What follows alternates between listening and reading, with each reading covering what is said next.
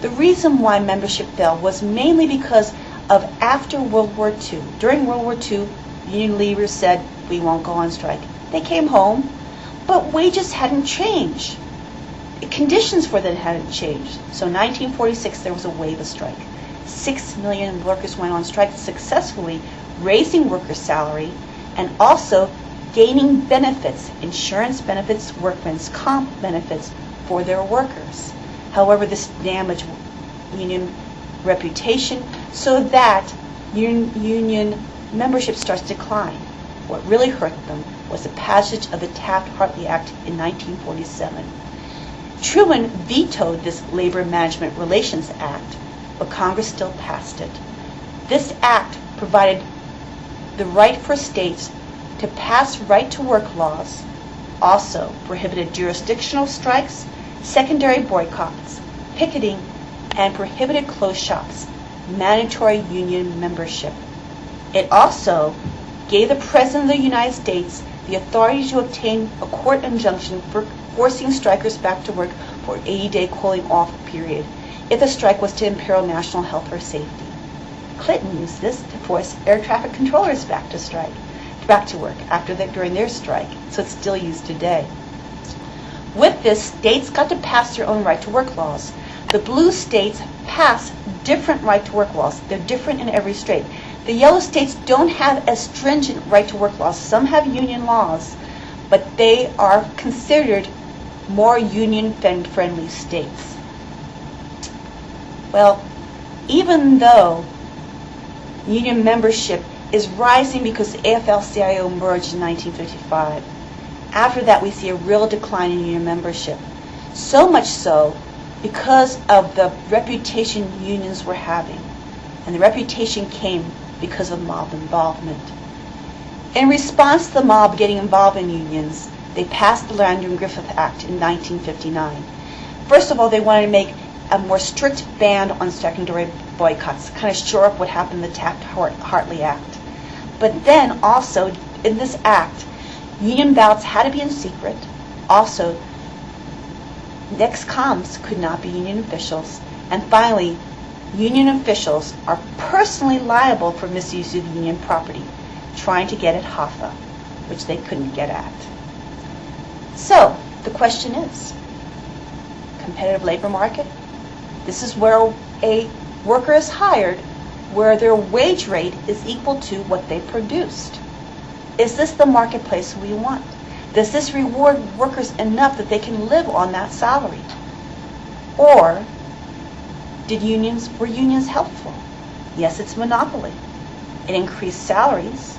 It also ensured a safe working environment. It provided a grievance procedure to mitigate those problems, contentions between managements and workers. However, it reduced corporate profits. So, what's the picture like today for unions?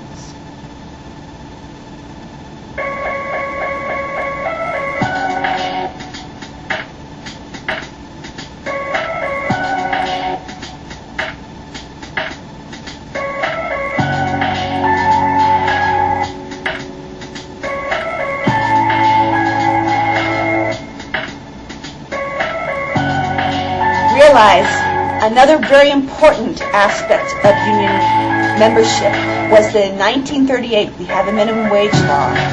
This minimum wage law escalated in such a way as shown by this chart, so that in 2007 the minimum wage is now $5.85. This results in an annual salary of $12,846.60. Now, considering poverty level in the United States is $13,690, a worker earning minimum wage is below the official poverty level in the United States. What does this mean? Well, in 1970, you made 30% more being on welfare than working at minimum wage.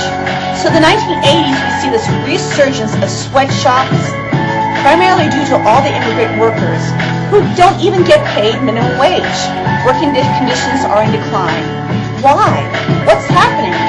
Well, the government, first of all, is pro-management, fairly anti-union, and unions have not been able to increase benefits or salaries as they did in the past.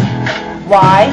Well, 2006, union membership is at an all-time low of only 12% of the workforce, down over 326,000 workers from just the previous year. So, what's happened? What's happened? Average worker salaries have declined 15% in the last 25 years. What's happened with that? Economists called it the vanishing middle class. Is the United States becoming a two-class society, something like Mexico, where you have the wealthy and the very poor, nothing in between? Statistics shows that in urban areas, the middle class is disappearing. There are fewer and fewer middle-class families. Why? Look at the income disparities. Happened in the last 20 years. The gap between average worker salaries and CEO salaries. Realize, CEO, top executive at a Fortune 500 company makes $14.87 million. Average worker, well, makes 346 times less than that. So, what are we going to do with this information? You have to decide, is the middle class really dying? Take a stance. Does this slide show so?